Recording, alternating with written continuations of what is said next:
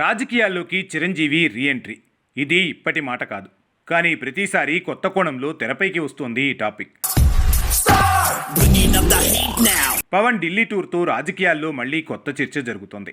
దక్షిణాదిన బీజేపీని మరింత బలపరిచేందుకు మోదీ, అమిత్ షాలు మాస్టర్ ప్లాన్ వేస్తున్నారు. ఒకవైపు జమిలీ ఎన్నికలంటూ ప్రచారం జరుగుతున్న తరుణంలో బీజేపీ తన రాజకీయ వ్యూహాలకు పదును పెడుతోంది. దక్షిణాదిన ఆయా రాష్ట్రాల్లో బీజేపీని వ్యవస్థీకృతంగా స్ట్రెంథెన్ చేయడానికి కసరత్తు ప్రారంభించింది. అందులో భాగంగా ఇప్పటికే జనసేన అధినేత పవన్ కళ్యాణ్తో బీజేపీ పెద్దలు అత్యంత సన్నిహిత సంబంధాలు నిలుపుతున్నారు. ఒక రకంగా చెప్పాలంటే ఇప్పుడు పవన్ కళ్యాణ్కు రాజకీయంగా మోదీ, అమిత్ షా గైడ్ చేస్తున్నారన్నమాట. ఎన్డీఏ కూటమిలో పవన్ కళ్యాణ్ ఇప్పుడు అత్యంత ప్రాధాన్యత కలిగిన భాగస్వామిగా నిలిచారు. పవన్ మాటలకు బీజేపీ అధిష్టానం అత్యంత విలువ ఇస్తోంది.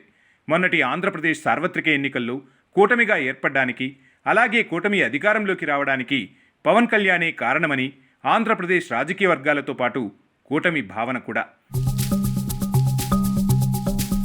అలాంటి పవన్ను ఇప్పుడు రాజకీయంగా దక్షిణాదిన మరింత వాడుకోవాలని బీజేపీ యోచిస్తోంది. ఈ మధ్యకాలంలో పవన్ సనాతన ధర్మం పేరుతో దేశవ్యాప్తంగా సంచలనంగా మారారు. పవన్ సనాతన ధర్మం ఎజెండా ఎత్తుకోవడానికి వెనుక బీజేపీ ఉందని రాజకీయ విశ్లేషకుల అంచనా. గతంలో ఎప్పుడూ లేని విధంగా పవన్ తిరుమల లడ్డూ అంశం, తర్వాత సనాతన ధర్మం అంశాన్ని ప్రస్తావించడం తీవ్ర చర్చనీయాంశంగా మారింది. ఒక రకంగా చెప్పాలంటే అప్పటి వరకు ఉన్న పవన్ ఎజెండా ఒక్కసారిగా మారిపోయింది.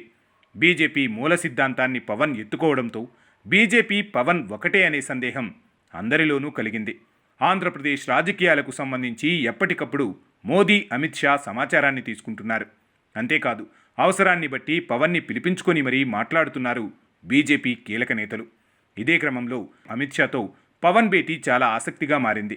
పవన్తో భేటీలో అమిత్ షా ఒక కీలక ప్రతిపాదన పెట్టినట్లు తెలుస్తోంది. పవన్తో పాటు పవన్ సోదరుడు, మాజీ కేంద్ర మంత్రి మెగాస్టార్ చిరంజీవిని కూడా రాజకీయాల్లో మరోసారి యాక్టివ్ చేయాలని కమలదళం అనుకుంటుందట. దానిలో భాగంగా పవన్తో అమిత్ షా ఈ విషయాన్ని ప్రస్తావించారట. ఆంధ్రప్రదేశ్లో త్వరలో రాజ్యసభలో ఖాళీలు ఏర్పడబోతున్నాయి. బీజేపీ, జనసేన తరపున చిరంజీవిని రాజ్యసభకు పంపితే ఎలా ఉంటుందనే చర్చ వారి మధ్య నడిచిందట. అంతేకాదు, చిరంజీవికి కేంద్ర మంత్రి పదవి కట్టబెడితే రాజకీయంగా బీజేపీ, జనసేనకు ఆంధ్రప్రదేశ్లో చాలా ప్రయోజనకరంగా ఉంటుందని కమలనాథులు భావిస్తున్నారట.